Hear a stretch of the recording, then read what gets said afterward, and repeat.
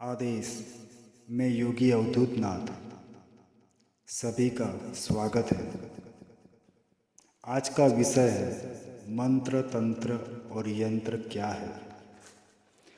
आपने सुना होगा या देखा होगा या किया होगा, लेकिन क्या आप जानते हो मंत्र तंत्र यंत्र किस सिद्धांत पर कार्य करते हैं।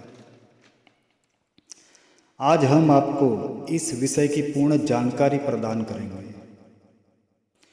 ये मंत्र तंत्र और यंत्र एक त्रिकोण है जिसके तीनों कोण एक साथ जुड़े हुए हैं।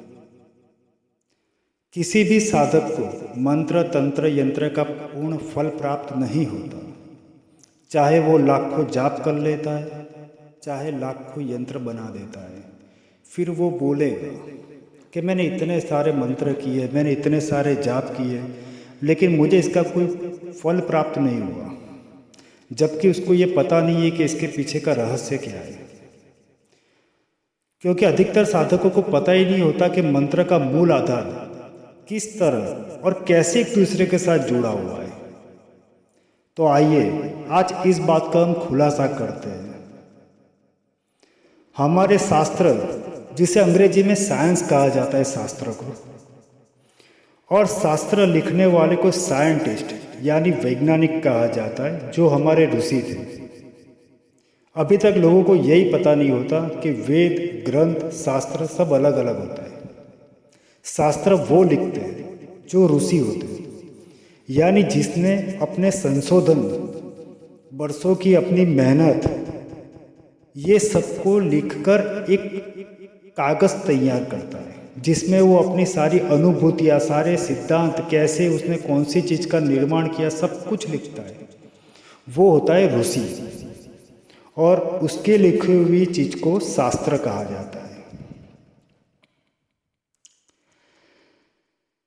ऋषियों ने शास्त्रों के विषय पर बहुत सी चीज़ें लिखी है। हमारा विज्ञान शास्त्र है, अग्नि शास्त्र है, लेकिन किसी को पता ही नहीं होता कि ये सब के अंदर क्या है। जैसे विज्ञान शास्त्र, तो उसमें विमान शास्त्र में लिखा गया है कि विमान कैसे बनता है, उसमें कौन सा ईंधन का यूज़ होता है, उसमें कौन सी सामग्री चाहिए, ये सब चीज़ें लिखी हुई है हमारे विमान शास्त्र में। लेकिन किसी ने उसे पढ़ा ही नहीं, तो बस यही सोच लेते हैं कि ये सब ग्रंथ वेद ये सब पुराने ख्यालों की, पुराने ज़माने की बातें हैं। लेकिन कभी खोलो तो पता चले आपको कि इसमें क्या लिखा हुआ है। अब हम बात करते हैं मंत्र तंत्र और यंत्र की, क्योंकि ऋषियों ने विज्ञान के आधार पर मंत्र तंत्र यंत्र के सिद्धांत को समझकर उसको एक वैज्ञानिक आधार दिया है। तो आइए जानते हैं। सबसे पहले मंत्र तंत्र यंत्र के सिद्धांत को समझते हैं। ये किस तरह कार्य करता है और ये क्या है।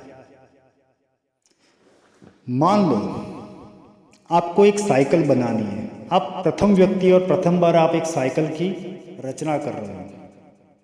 तो सबसे पहले साइकिल बनाने के बारे में आप सोचोगे कि साइकिल कैसे बनाए। तो आप शांति से बैठे बैठे सोच रहे होंगे साइकिल कैसे बनाए, कैसे उसका निर्माण करें, क्या करें। तो ये चीज़ हुई आवाहन, जिसका आपने मनोमन एक संकल्प लिया, मनोमन आपने एक धारणा धरी, उसको कहते हैं एक आवाहन। फिर आपने सोच लिया, नक्की कर लिया कि आप साइकिल बनाना है। उसके लिए ज़रूरी सामग्री क्या लगेगी। तो आपने एक चित्र तो अपने मस्तिष्क में तैयार करा है, मगज में एक चित्र, एक आकृति बना दी है, लेकिन वो सब चीज़ आप कैसे जमा करोगे। तो आपको क्या क्या चाहिए। तो आपने जैसे नक्की किया कि मुझे एक हैंडल, सीट, लोहा, स्टैंड, पहिया, चक्कर, ब्रेक आदि आदि सब चीज़ें आपने नक्की करी कि मुझे ये सब चीज़ की ज़रूरत पड़ेगी। ये सब चीज़ आपने एक कागज़ पर लिख के मुझे ये सारी चीज़ों की ज़रूरत पड़ेगी। अब ये सब चीज़ों को एक क्रम वाइज आप लिख रहे हो कि सबसे पहले कौन सी चीज़ की ज़रूरत पड़ेगी। वो क्रम वाइज लिखते लिखते आपने सबको एक चीज़ में बिठा दिया। ये सब चीज़ आपके एक पूर्ण मंत्र की रचना बन गई। पहले आपने मंत्रों का गठबंधन कर दिया, यानी जो मंत्र अलग अलग थे, ब्रेक, वायर, स्टैंड, सीट, पहिया, चक्कर, ये जो सब मंत्र अलग अलग पड़े थे, आपने सारे मंत्र शब्द को एक रचना दी और एक साथ सही तरीके से उसे जोड़ दिया। ये हो गई मंत्र की पूर्ण संरचना। अब आप एक कागज में इसका एक डायग्राम तैयार करेंगे, जिसे हम कहते हैं कि एक चित्र बनाएंगे कि साइकिल कैसे बनानी है, क्योंकि आपको एक आकृति तो कागज पर तैयार करनी पड़ेगी कि मुझे किस तरह की साइकिल बनानी है। तो आपने वो आकृति तैयार करी। ये हो गया आपका एक यंत्र, जिसे हम कहते हैं ना कि भोजपत्र के ऊपर यंत्र बना दिया। ये हो गया आपका एक यंत्र तैयार, जिसे एक आपने कागज में इसको अंकित कर दिया। फिर उसको एक पूर्ण साइकिल का स्वरूप दे दिया। जैसे यंत्र में देवता का स्वरूप बनता है, ऐसे आपने यंत्र पे कागज का साइकिल का स्वरूप बना दिया। अब आपने साइकिल का चित्र तो बना दिया, उसका निर्माण कार्य भी आरंभ कर दिया कि कैसे बनाना है। फिर जैसे जैसे निर्माण आप करते गए, ऐसे ऐसे साइकिल बनती गई, और जिस तरह निर्माण कार्य होता गया वो हो गया हमारा तंत्र। ये आपका तंत्र कार्य भी पूर्ण हो गया। और मंत्र की मदद से आपने एक एक चीज जोड़नी चालू कर दी। जैसे आपने सबसे पहले पहिया ले लिया, स्टैंड ले लिया, सब चीज़ आपने एक एक जोड़कर जो चालू कर दी। जैसी आपने आकृति यानी यंत्र में जो बनाया था उस तरह को जोड़ना चालू कर दिया। और जो कार्य आप कर रहे हो वो तंत्र है, यानी गति का कार्य है, गतिमान कर रहे हो आप वो कार्य को। आपने ये तीन चीज़ का मिश्रण करके एक पूर्ण रूप में साइकिल को एक स्वरूप दे दिया। अब साइकिल आपके सामने प्रत्यक्ष है। अब आपने साइकिल को निर्माण तो कर दिया, साइकिल भी आपके सामने पड़ी है, लेकिन अब इसको चलाए कैसे? क्योंकि साइकिल चलाने के लिए कोई ड्राइवर तो चाहिए, जो साइकिल का ड्राइवर हो।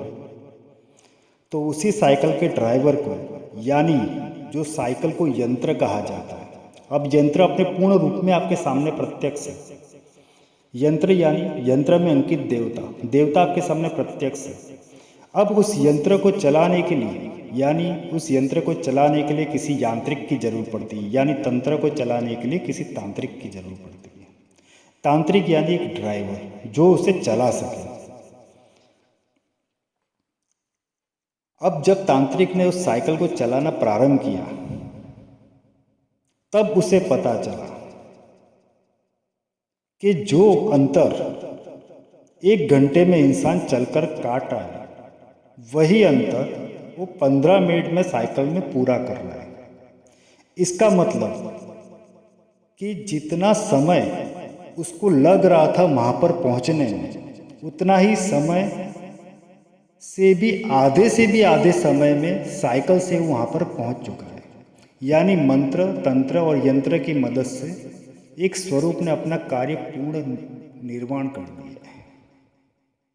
जब आपको ये पता चलता है कि ये चीज़ की सफलता प्राप्त हो चुकी है, तब ये समझ लो कि उस तांत्रिक को साइकिल चलाने की सिद्धि मिल गई। सिद्धि का अर्थ होता है कोई भी कार्य में महारत हासिल होना, उसे सिद्धि कहा जाता है। साइकिल चलाने की भी महारत हासिल होना, तो साइकिल चलाने की सिद्धि प्राप्त हो गई उसे। अब उसे ये पता चल गया कि जो कार्य इंसान 1 घंटे में पूर्ण कर सकता है, वो कार्य में 10 से 15 मिनट में मैं पूर्ण कर सकता हूँ। तो यही सिद्धांत, यही चीज के आधार पर मंत्र, तंत्र और यंत्र की रचना होती है। और जो कार्य जिसे ज़्यादा में जल्दी और अच्छे तरीके से पूर्ण करने में आता है, उसे ही मंत्र, तंत्र, यंत्र कहते हैं।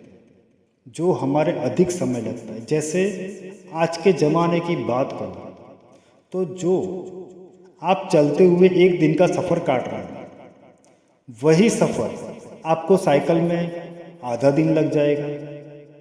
वही आप बाइक लेकर निकलोगे तो आधे से भी आधा दिन हो जाएगा। वही आप हेलीकॉप्टर या उसमें गए तो आप हो सकता है कि आधे घंटे में पहुंच जाओगे। या 10 मिनट में 15 मिनट में पहुंच जाओगे। यानी जैसे जिसका यंत्र, जैसे जिसकी सिद्धि और जैसे जिसने यंत्र की महारत हासिल की, जैसे यंत्र का निर्माण किया, वो तांत्रिक यानी वो चलाने वाला तांत्रिक, वो ड्राइवर उस सिद्धि से ज़्यादा सफलता हासिल करता है। यही मंत्र तंत्र यंत्र का मूल सिद्धांत है। आज का विषय यहीं समाप्त हो रहा है। अगर कुछ आपको जानकारी चाहिए तो पूछ लेना कमेंट बॉक्स में। फिर हम अगली वीडियो में जानेंगे कि मंत्र जागृति के बारे में, मंत्र जागृत कैसे किया जाए। आदेश, सुखी रहो।